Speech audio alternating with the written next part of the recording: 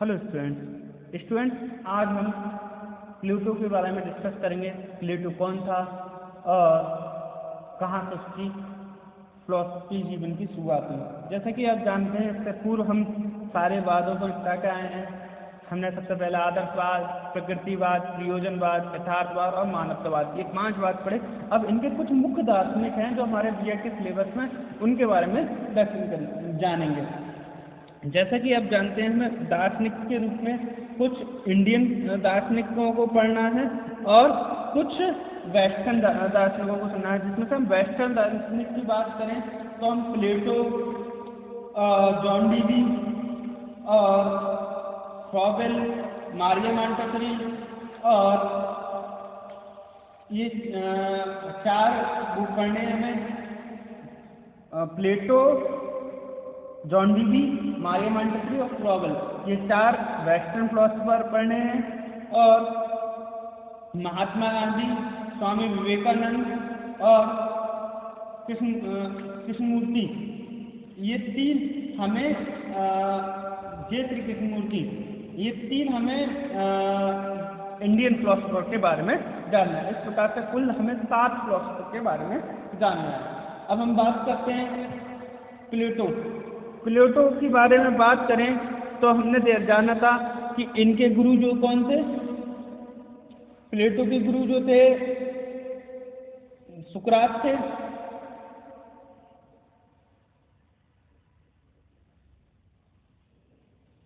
सुकरात प्लेटो के गुरु थे। प्लेटो के सिर्फ अरस्तु थे। अरस्तु जो थे वो कौन थे? सिकंदर के गुरु थे। क्लियर? अब हम इनके बारे में जानते हैं कि ये सुकरात इनके गुरु थे और इन्हें अफलातून, इनका उपनाम क्या था? उपनाम अफलातून के नाम से भी इन्हें जाना जाता है। और ये सुकरात के सबसे अच्छे शिष्यों में से एक शिष्य थे। क्लियर? जैसा कि मैंने आपको थोड़ा बहुत जब मैं वो पढ़ा रहा था आदर्शवाद, मैंने सुकरात के बारे में बताया था। तभी मैंने बताया था कि प्लेटो एथेंस के एक अमीर परिवार में जन्म लिया था। जो मतलब इनके पिता जो थे अरिस्टोन और माता क्रिस्टोन के नाम से जाने जाते हैं। पिता जो थे कौन से? अरिस्टोन, माता पेरिस्कोटोन, ये इन परिवार से थे। इनके पिता जो थे अरिस्टोन परिकुल से थे और इनकी माता पेरिस्कोटोन कुल से थी। तो ये उच्च परिवार के थे। क्लियर? और सुकरात के अंतिम क्षणों में इन्होंने ही सुकरात को मृत्युदंड से बचाने के लिए जेल में इन्होंने अंदर से सुरंग बना ली और जेल से बचाने के लिए इन्होंने बहुत प्रयास किए, परंतु प्लेटो ने इनके मतलब चोरी छुपे भागना मंजूर नहीं किया और इन्हें छोड़ दिया। फिर प्लेटो ने ही सुकरात के जीवन दर्शन को अपने यहाँ प्रस्तुत किया अपने शब्दावली में, क्योंकि सुकरात जो थे अनपढ़ थे। क्लियर? अब हम इनकी रचनाओं के बारे में जान लेते हैं। इनकी जो रचनाएं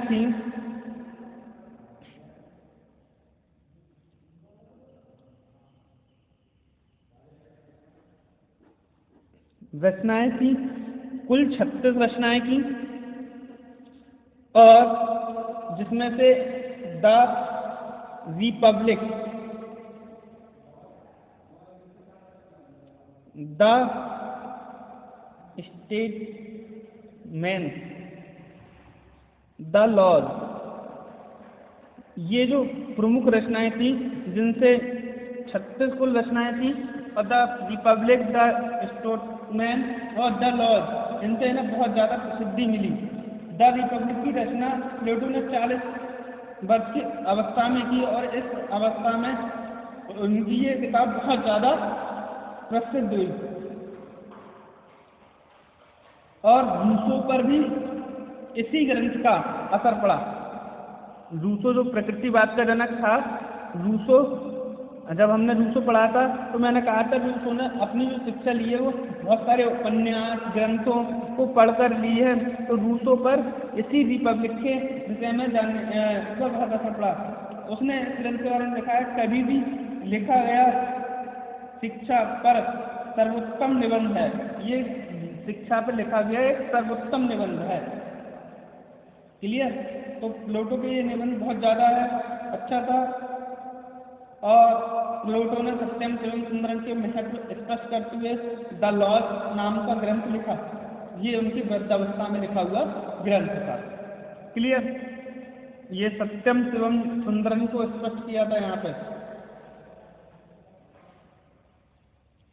अब बात करते हैं इनकी शिक्षा दर्शन की। भाई इनका शिक्षा दर्शन क्या था?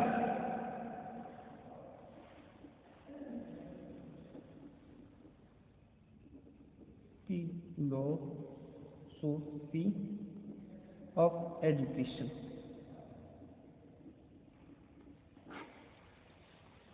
स्टूडेंट, जैसा कि मैं आपको बताता हूँ, इनके जीवन में सुकरात का बहुत बड़ा प्रभाव पड़ा। इनका जो दर्शन था वह एक तरीके से कहा जाए सुकरात के प्रभावित था। प्लेटो ने से पहले यूनान में दो प्रकार की शिक्षा प्रणालियां प्रचलित थी। एक तो एथेंस की शिक्षा प्रणाली और दूसरी स्पार्टा की शिक्षा प्रणाली। एथेंस की शिक्षा प्रणाली राज्य को नियंत्रित से बाहर थी और वह व्यक्तिगत प्रयासों पर निर्भर थी। उसका संपूर्ण शिक्षा 3 भागों में विभाजित थी: प्राथमिक, माध्यमिक और उच्च तथा अथवा सैन्य शिक्षा। प्राथमिक शिक्षा में केवल अक्षर ज्ञान और अंकगणित मेन। उसको मैं आपको बताना चाहूंगा कि 2 शिक्षा प्रणाली थी वहां पर। ज्यादा डिटेल में नहीं जाते हैं क्योंकि हमें इसमें पूरा करना है। यहाँ पर 2 प्रणाली थी शिक्षा दर्शन में। एथेंस मतलब कहा जाए, एथेंस जो यूनान, मैं यूनान कहूँगा, यूनान में मुख्य रूप से 2 देश बटे हुए थे। कहने का मतलब ये है, एथेंस और स्पार्टा। यहाँ जो शिक्षा प्रणाली थी वो 3 स्तर पर पढ़ाई जाती थी। एक प्राथमिक,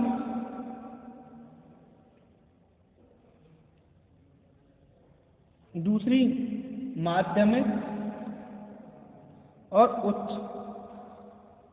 उच्च में ही सैन्य शिक्षा दी गई, सैनिक की शिक्षा दी जाती थी, सैनिक शिक्षा। परंतु स्पार्टा जो था, स्पार्टा जो शिक्षा प्रणाली थी वो उसको बिल्कुल अलग थी।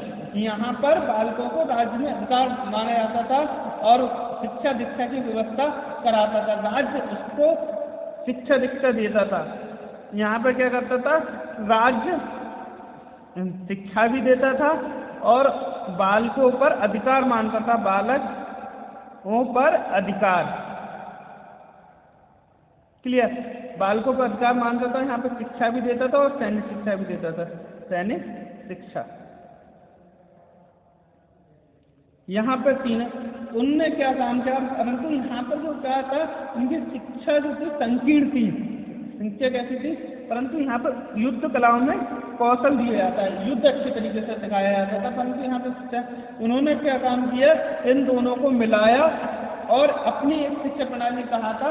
उन्होंने कहा था कि युद्ध भी हो तो अगर हमारे कोई देश है, अगर युद्ध की व्यवस्था हो तो उसे सही और सही और गलत की पहचान हो।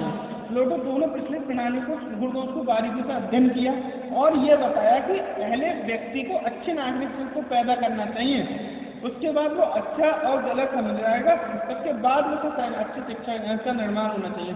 तो पहले उन्होंने शिक्षा के गुणदोष दिखाए, शिक्षा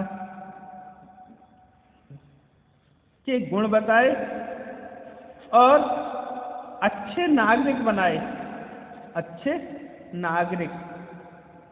उसके बाद अच्छे सैनिक बनाने पर उन्होंने बल दिया, अच्छे सैनिक। प्लेटो का जो उद्देश्य था वो ये था कि मानव मस्तिष्क हर समय सक्रिय रहे। मानव जो है, मानव मस्तिष्क हर समय सक्रिय रहे।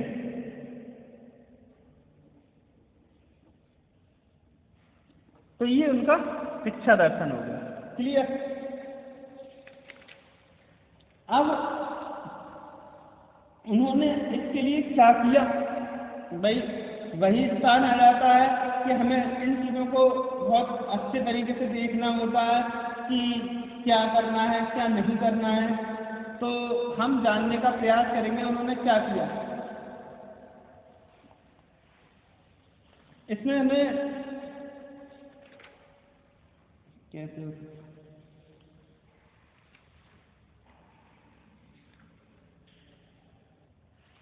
उन्होंने ये बताया कि भाई अच्छे नागरिक, अच्छे सैनिक और मानव को सही करने के लिए उन्हें शिक्षा के कार्य जानने पड़ेंगे कि जो शिक्षा दी जाएगी उसके कार्य क्या हों। प्लेटो के अनुसार शिक्षा के कार्य, और इसी कार्य के आधार पर हम पाठ्यक्रम का निर्माण करेंगे, पूरी सुविधाएं देखेंगे। पहले राज्य की एकता स्थापित करना। सबसे पहले क्या है, जो राज्य टूटे हुए होते हैं, जैसे सपाटा, एथेंस या और कोई प्रक्रिया होती है, उसमें क्या हो जाता है कि बहुत सारे लोग एक दूसरे को दुश्मन मानने लगते हैं। तो उनका मानना है कि भाई पहले शिक्षा ऐसी हो जो पूरे देश को एक ही उसमें जोड़े, एक ही माला में पुरोए। फिर शिक्षा ऐसी हो जो नागरिकों की क्षमता बढ़ाए, नागरिक क्षमता का विकास। उसके बाद क्या होना चाहिए कि जो उनका जो है कि सब लोग सत्यम शिवम सुंदरम, यानी कि आदर्शवाद को भली बात से समझे और साथ में सत्यम शिवम सुंदरम को जाने।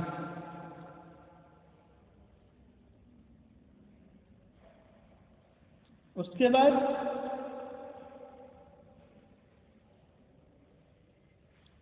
बालकों में समता से रहना सिखाना। तो ये इसके आधार पर हम पाठ्यक्रम का निर्माण करेंगे। फिर देखेंगे कि शिक्षा कैसा होगा, शिक्षा की अवधि क्या होगी और अनुशासन कैसे होगा और स्त्रियों को किस तरीके से शिक्षा दी जाएगी। ये चीज़ें उन्होंने प्लेटो ने सही करके हमें दिखाई थी। Thank you very much.